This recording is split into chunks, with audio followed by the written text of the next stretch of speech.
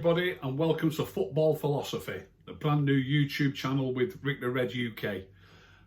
It's the very first show on the channel, and it's a preview of the United and Arsenal game.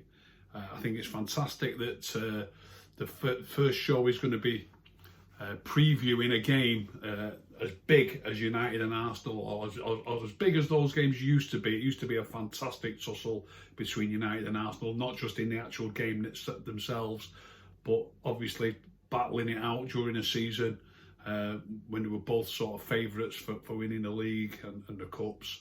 So they were absolutely great days. I think maybe at best this year we might be battling out to challenge for the top four spots. Look, I hope we can do better, but I think if people said United and Arsenal will be battling for fourth spot, it wouldn't be a surprise at the end of the year.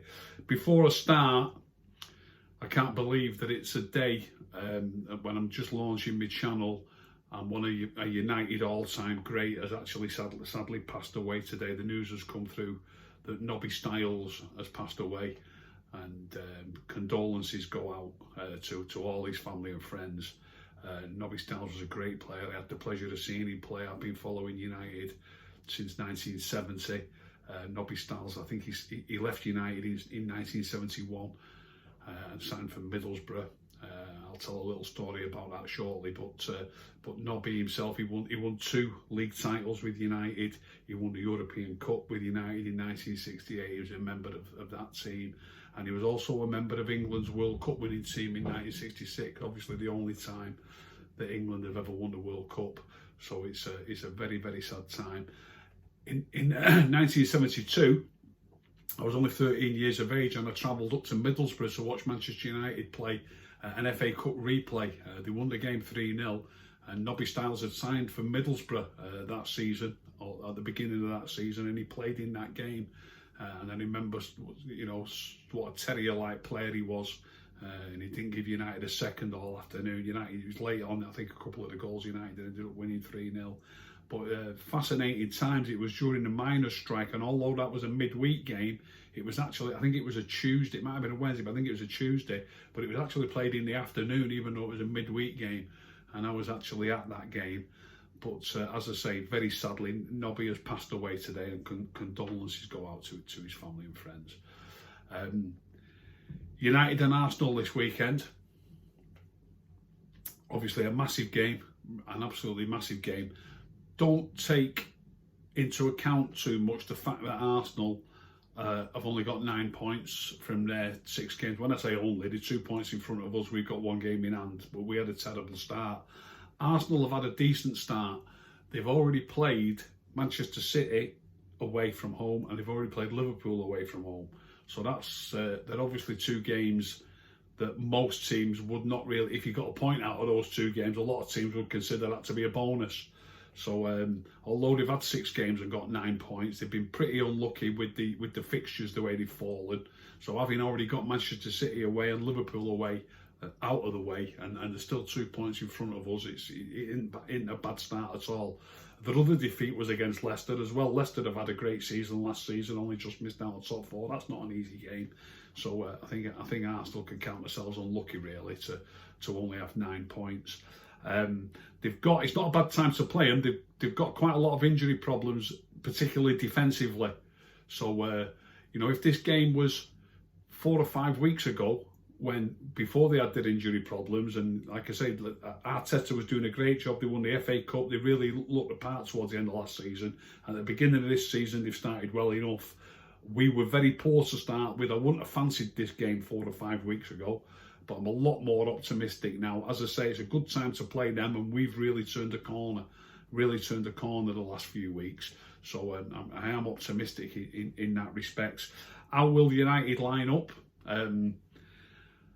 I find it fascinating with Ollie, the way he's changed his team around, but more so because when we had a successful spell straight after lockdown last season, and we played Spurs the first game after lockdown and drew that game, But then we had 4 wins on the bounce where we were, I think we had 3-0 wins and a 5-2 win against Aston Villa, Brighton, Sheffield United and Bournemouth, not in that order, but we had 4 resounding wins on the bounce. I think it was a Premier League record where they won 4 games on the bounce by 3 clear goals.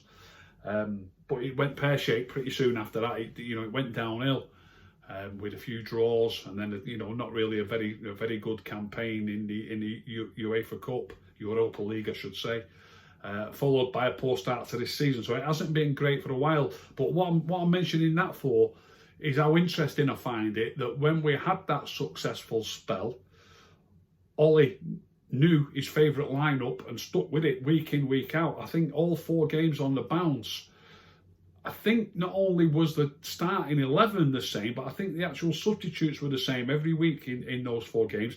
And yet in the last few games when he's turned it around, Ollie, he's really mixing it up. He's really mixing it up now. In the last 2 league games, he's played the same lineup. He played the same lineup at Newcastle. They won 4-1 at Newcastle. Then he used the same lineup again against Chelsea at Old Trafford.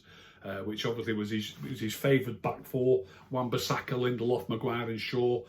He played 4 across the midfield. Juan Mata, obviously he drifts in a lot, but he started on the right, Dan James on the left. McTominay and Fred as sort of defensive midfield players, which I'm absolutely certain has made a massive difference. Early season we were playing with too many attacking players in the team, and McTominay and Fred both playing together, or Matic got a game the other night.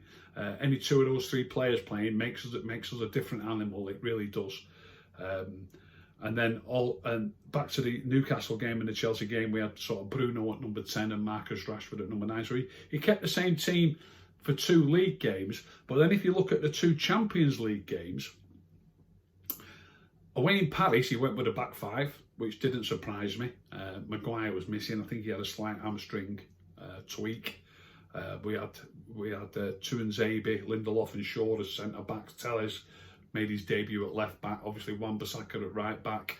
And then there was 3 in midfield, and then there was Martial and Rashford up front. Obviously, Martial suspended in the league, and he played in Paris. So he played a back 5, 3 in midfield, 2 up front in Paris, which was different from the league team.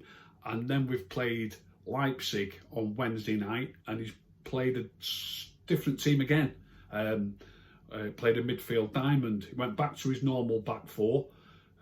He had a midfield diamond of Matic at the base of it, Fred slightly to his right, Pogba slightly to his left, and obviously at the point of it, Van der Beek.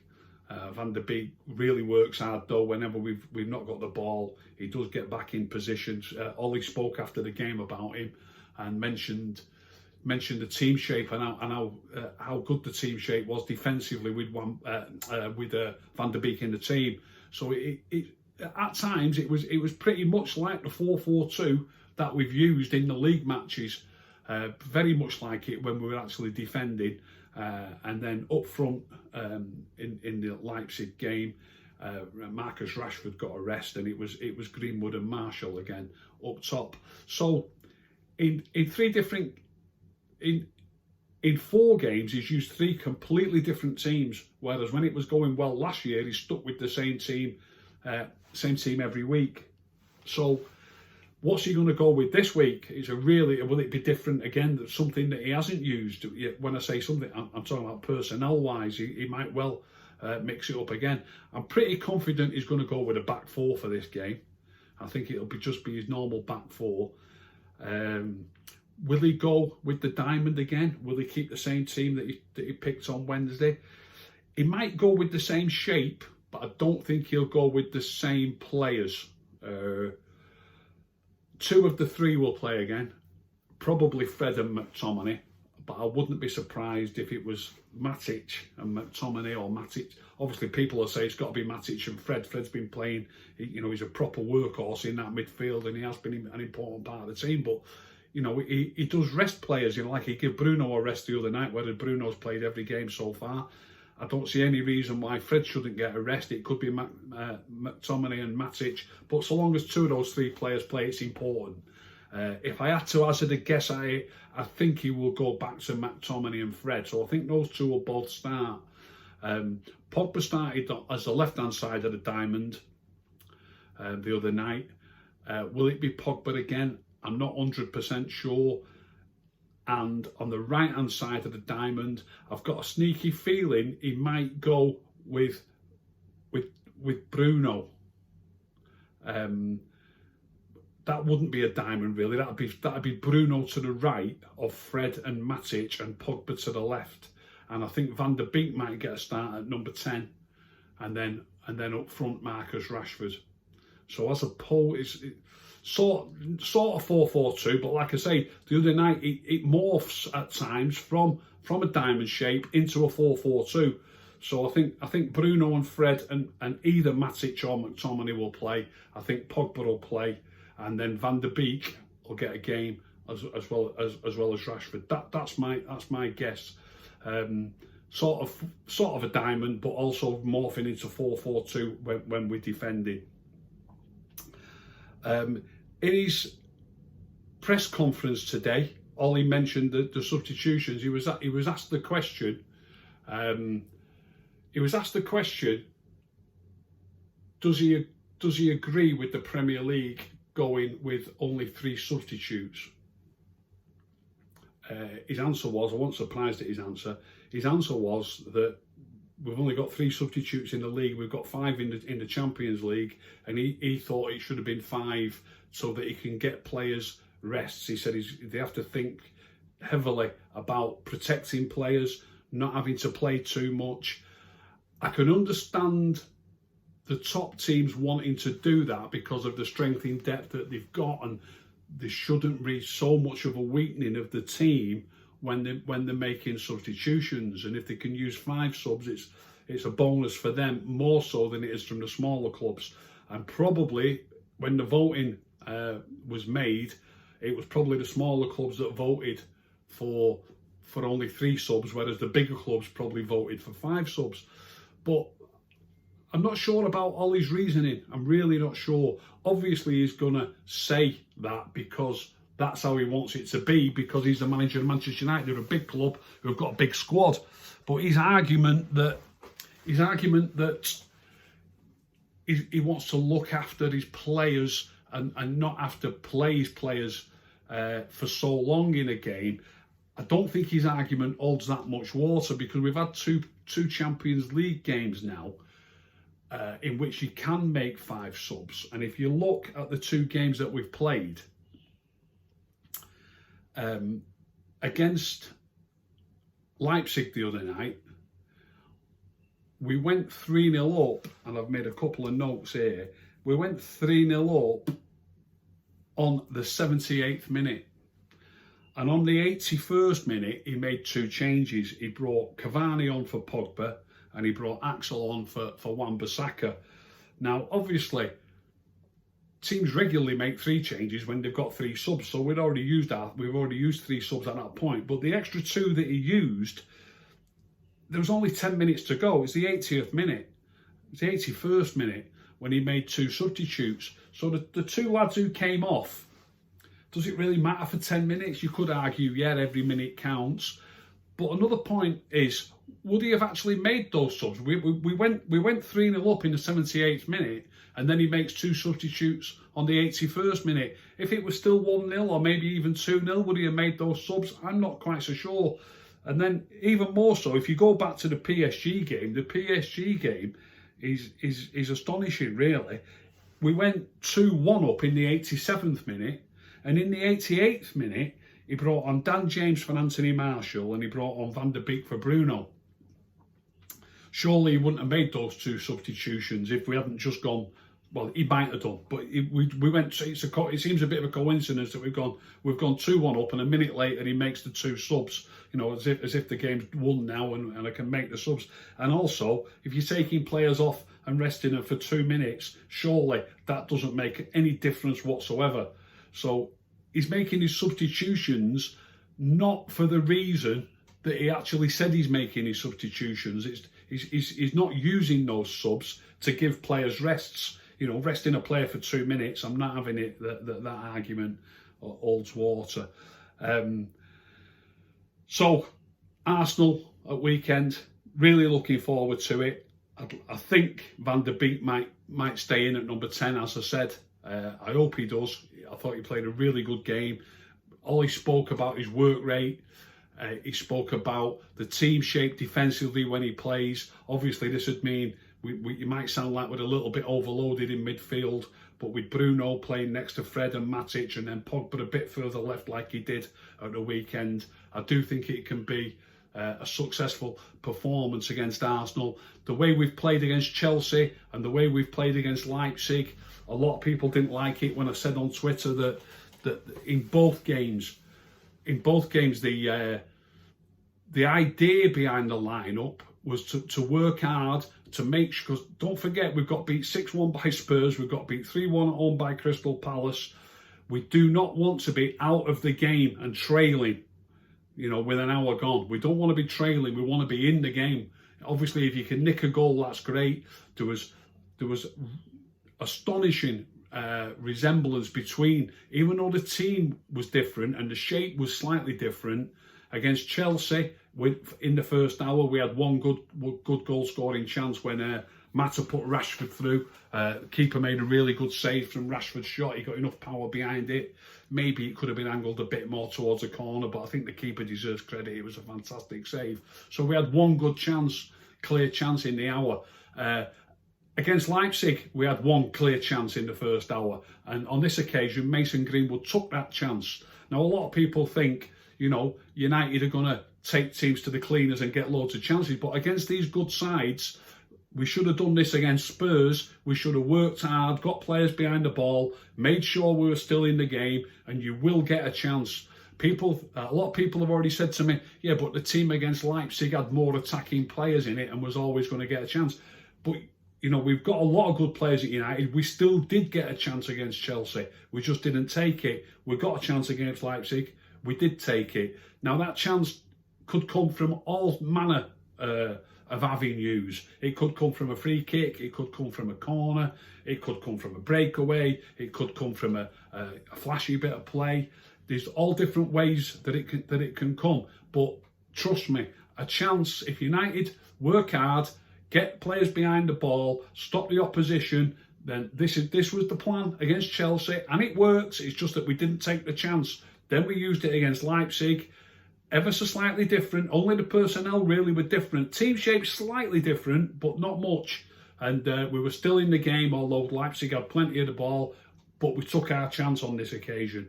And then obviously they've got to come out, and the same thing could easily have happened against Chelsea. So against Arsenal, don't expect fireworks.